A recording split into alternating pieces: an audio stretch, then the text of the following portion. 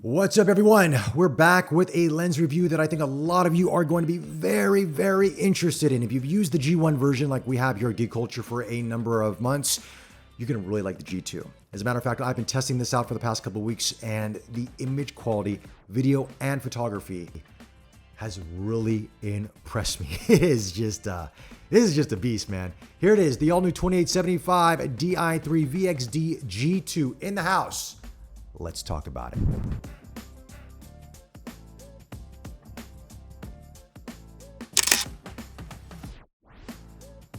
Like all my reviews, I'm not paid or sponsored unless I tell you guys, and I am not for this video, but big thanks to Tamron Singapore for providing the lens for this review, but it does go back to them, unfortunately, because I've enjoyed using this lens a lot.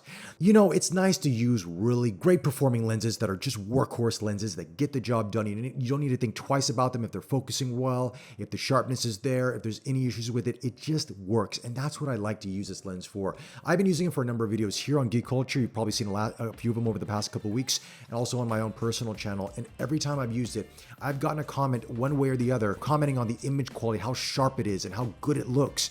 They're like, what camera are you using? What system? What's your setup? And I'm like, look, I'm testing out this new lens by Tamron, and it's really good.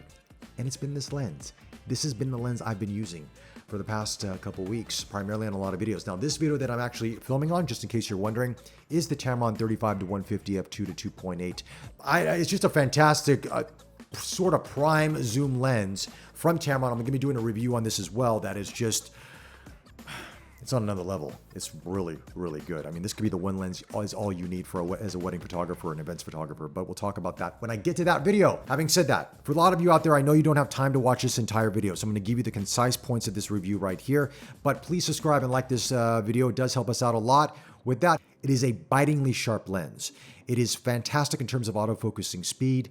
Again, that great 28-75 focal range is ideal for videographers out there, event photographers, wedding photographers. This is a workhorse lens. It is better built than the previous G1 version, and it's pretty much the same size as the version before that, even though it has more glass inside of it. The USB-C port on this is also a nice added benefit. You can update the firmware inside of this. You can customize the focusing points, A and B focusing points, and sort of do rack focusing if you need to do that. You can also customize the function buttons on this, so that added benefit of customization is a welcomed addition. So that welcome customization is a welcomed addition from Tamron on this.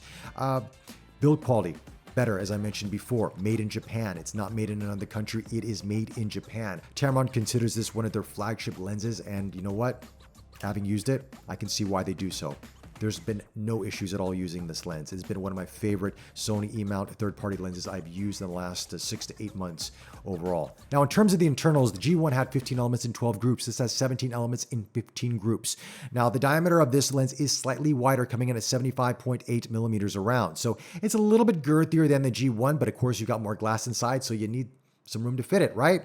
The weight is roughly the same, coming in at 540 grams. So it's not an ultralight lens, but it's not a heavy lens either. And the length is pretty much exactly the same at 4.6 inches or 117.6 millimeters. The MFT charts are, they're fantastic. If you want to get into all that, you can. The close focusing on this at 28 millimeters is 0.18 meters, and at 75 is 0.38 meters. So it's even closer than the previous G1 version in that regard. I mean, the only difference you're going to notice when picking up this lens, to be honest with you, is the better build quality, which was something I noticed as soon as I took it out of the box. And the diameter, of course, it's slightly wider. But that's it. Besides that, it feels really, really good. Tamron has done a fantastic job with this. They know this is their flagship lens. They're putting all the bells and whistles inside of this thing, and it's showing through the image quality through and through. I really just, you know what? I'm going to shut my mouth right now. We're going to show you some samples, let you be the deciding factor if this lens is the right one for you. Here you go.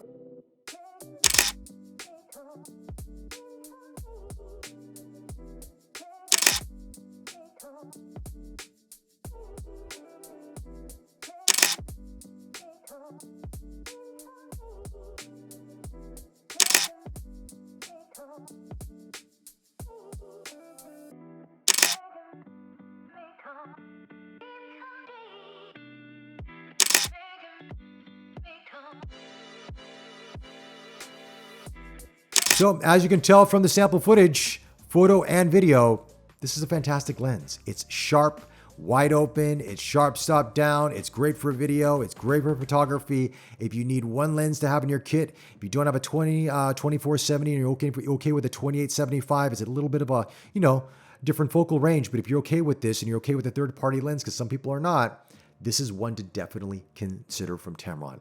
I just don't have a complaint with it, folks. I really don't. And I know this might sound like a paid video, but it's not. It's just that the lens is that good. Tamron has been doing some really good glass over the past number of months. Tamron has been doing some really great glass over the past few months, and this 28-75 is right up there with them. Even this 35-150 that I'm recording on right now, it's a great lens. I mean, that video is coming up very soon as well, right after this, and I got no complaints, guys. I really don't. I think this is a fantastic time for lenses, fantastic time for cameras.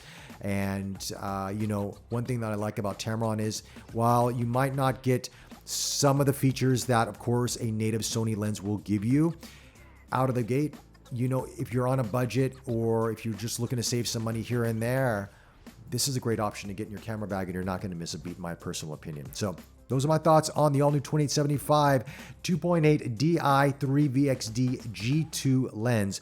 Let me know your thoughts in the comment section below. Is this a lens you're looking to pick up? Any questions you have, let me know. I'll try to answer them for you. With that, once again, if you like this video, subscribe to the channel. We got a lot of great content coming up. Follow us on Facebook. Take care, stay safe, and I'll chat to you soon.